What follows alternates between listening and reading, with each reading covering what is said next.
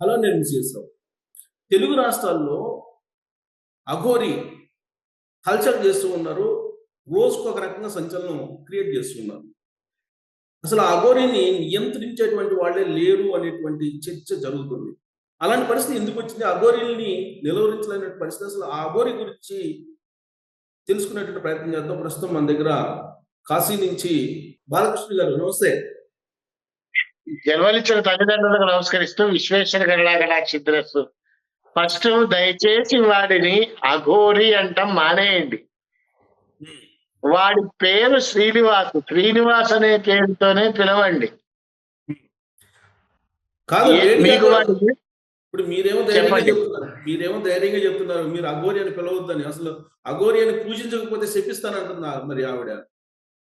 అన్ని చెప్తుంది, శపిస్తాను అని చెప్తాడు. అవసరమైతే ఏదో కాశీ నుంచి ఒక వీడియో పెట్టి మంత్రశుద్ధి చేసి అందరినీ చంపేస్తానంటాడు. వాడి మాటల్లో వాడికే క్లారిటీ లేదు. మంత్రశుద్ధికి, మంత్రం చేసి చంపేస్తాను అనడానికి ఎంతో తేడా ఉంది. ఫస్ట్ వాడిని సుమోటోగా కేసు బుక్ చేసి లిటరల్లీ జనాన్ని చంపుతా అన్నాడు అని చెప్పి కేసు ఎందుకు ఫైల్ చేయరు? కరెక్ట్ గా మీరు ట్రై చేసిన పాయింట్ దగ్గర నాకు క్లారిటీ రావాలి. ఇప్పుడు ఉండేటువంటి పోలీస్ యంత్రాంగం టచ్ చేయడానికి సెంటిమెంట్ ఫీల్ అవుతున్నట్టు నాకు అనిపిస్తుంది. ఇలాంటి సందర్భాల్లో మీలాంటి వాళ్ళు అక్కడ ఉండే అఖాడాలు ఉన్నాయి కదా, వాళ్ళు ఇలాంటి వాళ్ళని నియంత్రించలేరా? సార్ వాడు వచ్చి గొడవ చేస్తోంది 2 తెలుగు రాష్ట్రాల్లో. మీ మీడియా వాళ్ళందరూ వాడి మూతి దగ్గర మైకు పెట్టి తెగ ఇంటర్వ్యూలు తీసుకుంటున్నారు. అంతా బాగుంది, చాలా న్యాచురల్ గా ఉంది, పద్ధతిగా చేస్తున్నారు. కొన్ని మీడియాలు అయితే వాడికి అమ్ముడు పోయి కూడా చేస్తున్నారనే అనుమానం కూడా ఉంది. ఇవన్నీ బాగానే ఉన్నాయి. మీ మీడియా వాళ్ళు డిపార్ట్మెంట్ దగ్గరికి వెళ్ళి మైకు పెట్టి ఎందుకు అరెస్ట్ చేయట్లేదు అని ఎందుకు ప్రశ్నించలేకపోతున్నారు?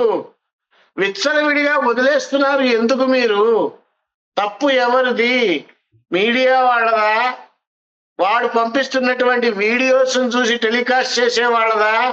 లేదు, మీరు ఇంటర్వ్యూలు చేస్తున్నారు, అసలు డిపార్ట్మెంట్ నే ప్రశ్నించట్లేదు అంటున్నా.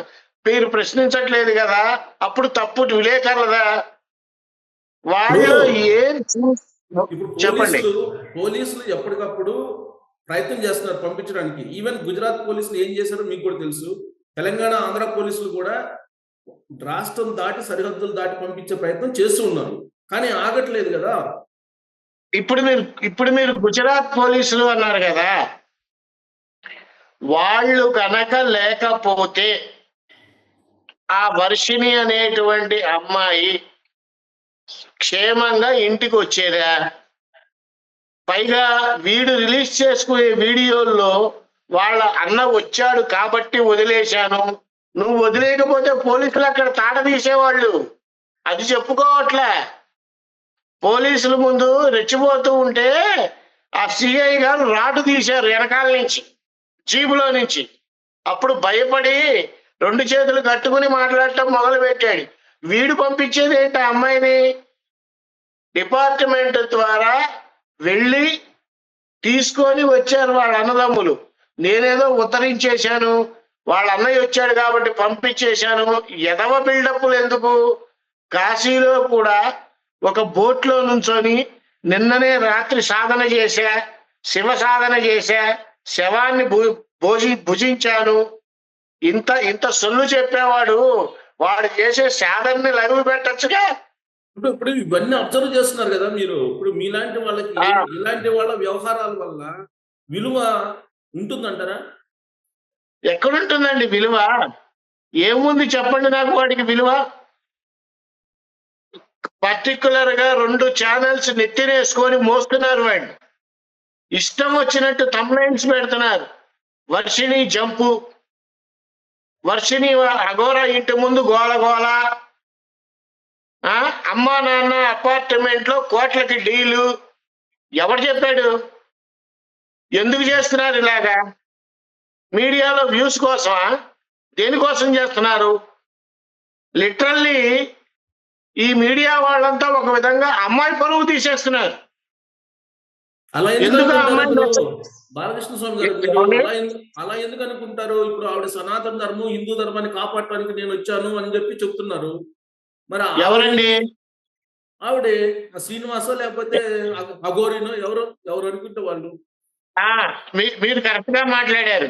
సనాతన ధర్మం కాపాడతా. ఏం కాపాడింది? ఏం ఉద్ధరించింది? ఒక్క ఉదాహరణ చెప్పండి నాకు ఒకటి. సనాతన ధర్మం కాపాడటం అంటే అమ్మాయిల్ని ఎత్తుకెళ్ళిపోవటమా?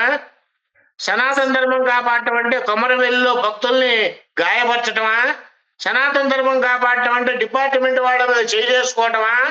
సనాతన ధర్మం కాపాడటం అంటే నోటికి ఏదొస్తే అది బూతులు మాట్లాడటమా? నేను చిప్పలోనే తింటాను, స్వీటే తింటాను అని చెప్పి చచ్చిన వెధవన్నర వెధవా?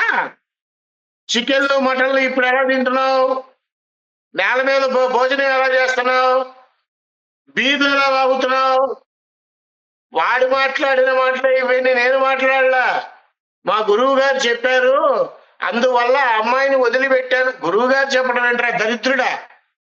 నువ్వు ముందర అమ్మాయిని తీసుకెళ్లేటప్పుడు గురువు గారిని అడగక్కర్లేదా? తర్వాత చెప్పాడు ఆ గురువు. అసలు వాడికి గురువే లేడు అని ఫస్ట్ నుంచి చెప్తున్న వ్యక్తిని నేను. విశ్వనాథ శాస్త్రి గారు అనేటువంటి ఆయన లేడు. వీడు చెప్పేవన్నీ అభూతాలు, అబద్ధాలు అన్ని కల్పిస్తున్నాడు. మీడియా వాడి చుట్టూ తిరగాలని చెప్పే ఫోకస్ చేసుకుంటున్నాడు.